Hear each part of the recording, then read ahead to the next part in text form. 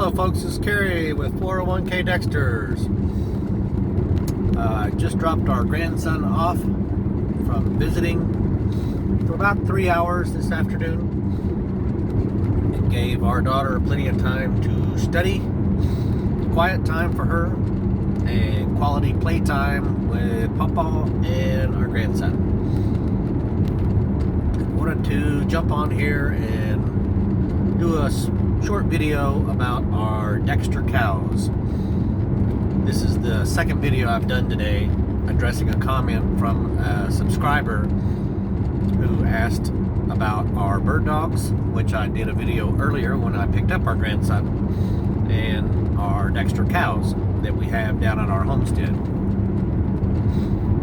In preparation for retiring, my wife and I bought right about a dozen acres 90 miles south of us where we currently live, and to get a agriculture tax benefit for use of the property, you have to have so many animal units per acre. Well, when we looked into it, we knew we wanted to have a large garden, and I definitely wanted to put some type of animals on it. We looked at sheep, but the number of sheep per animal unit, I want to say it was like 5. So when you take an acre away from the 12, that gives you 11. And maybe it was just 3 or 4, 3.5 or 4. But it ended up being, I don't know, 20 or 30 sheep on the property. And to me, that was just too many head to look after. So then we started considering the different type of cows that we could put on the property. Now, my wife and I are familiar with livestock. We have 2 horses that we run with the bird dogs. I grew up with horses a couple different times in my youth. My wife never had any livestock. And then when we moved from Colorado down here to Texas, our daughter got involved with the FFA in junior high and high school and showed pigs throughout her school years. So we're familiar with animal husbandry and livestock, the care thereof. So getting cows was something that we looked forward to, but we were new to cows specifically. I started doing research on the different breeds of cattle and knew that I wanted something of smaller stature. There are a line of miniature Herefords. The Herefords are the rust or red and white faced cows. There are also a smaller statued Galloway, and you might recognize those by what people call the Oreo cookie. They've got a black front end, a white stripe down the middle, and a black back end. Some of those get bred with a red or rust Hereford or other breed of cattle, and they end up with a red front, a white band, and a red bottom. But the breed that we decided to go with was Dexter's, and we did quite a bit of research on what the Dexter breed brought and what was beneficial to the owners of Dexter's. Dexter's originated in Ireland as a hardy breed that could survive on a variety of forage that not a lot of other cows could do well on. I guess it's the lowlands of Ireland are quite rocky, so the terrain isn't real conducive to growing hay fields. So whatever grass and forbs would grow in that area, the Dexter cows would find a subsistence. Now, the Dexter breed is really close to another breed called the Kerry breed, Kerry. The Kerry breed is very well known for being milking cows.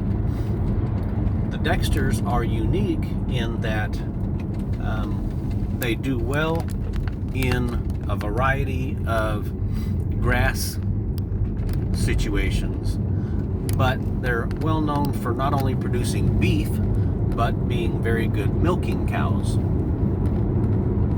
And they are a smaller statued breed.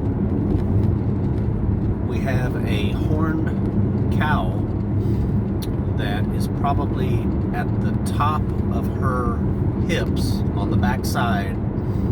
I would guess to be about 43 inches. So that is full grown for her size.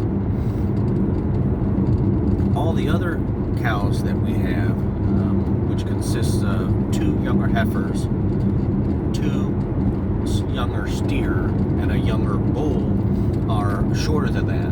Now the bull may push, I want to say 44 to 46 inches at the top of the hip at full maturity, but he won't be much bigger than that.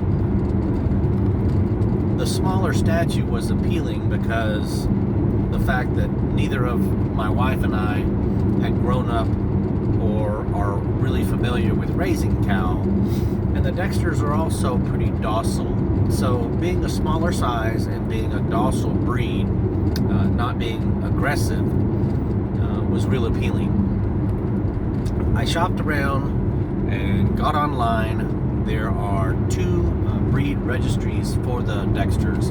One is the PDCA and one is the ADCA, the American Dexter Association, American Dexter Cattle Association, and the PDCA is the, don't give me the lion, but the other breed registry. If you go onto their website, you can see different breeders, and they have contact information for people that have cows for sale.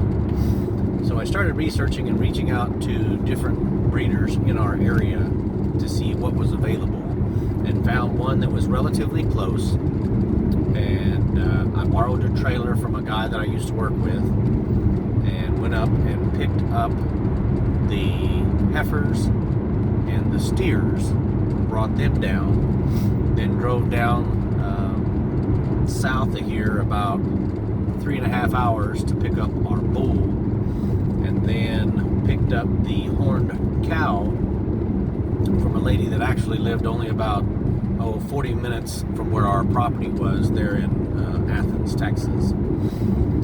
One of the cows, one of the young heifers, was a little sick when we got her. She was a bottle calf. Her mother did not feed her when she was born, so they had to raise it by a bottle. But she was never real healthy, and she didn't last very long on our property.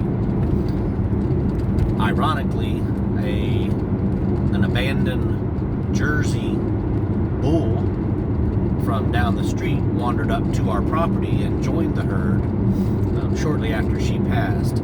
So the number of cows that we have stayed the same, even though we lost one and one adopted us.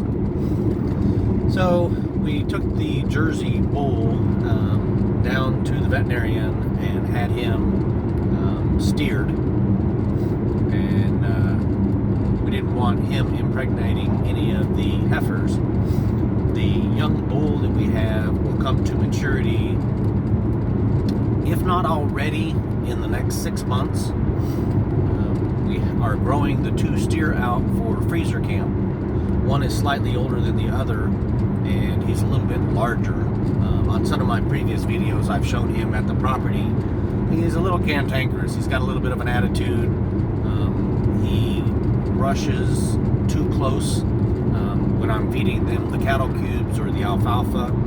So I definitely want to get that mentality off of the property. So he will be the first to go to freezer camp. That should be later this year. Right now we've got a freezer full of Nebraska beef. Once that dwindles down, we'll schedule a time to get him into the butcher, and then we will have our first Dexter cow steak, and we're looking forward to that. I may eventually get a calf to where I can halter train her and then potentially milk her, but that's down the road after we relocate and get settled in our new homestead. So that's kind of how we came about having Dexter cows on our property, the little bit of research that we did, the background on the Dexter breed. So I wanted to share that with you guys, so now you know. You guys have a good week. 401k Dexters out.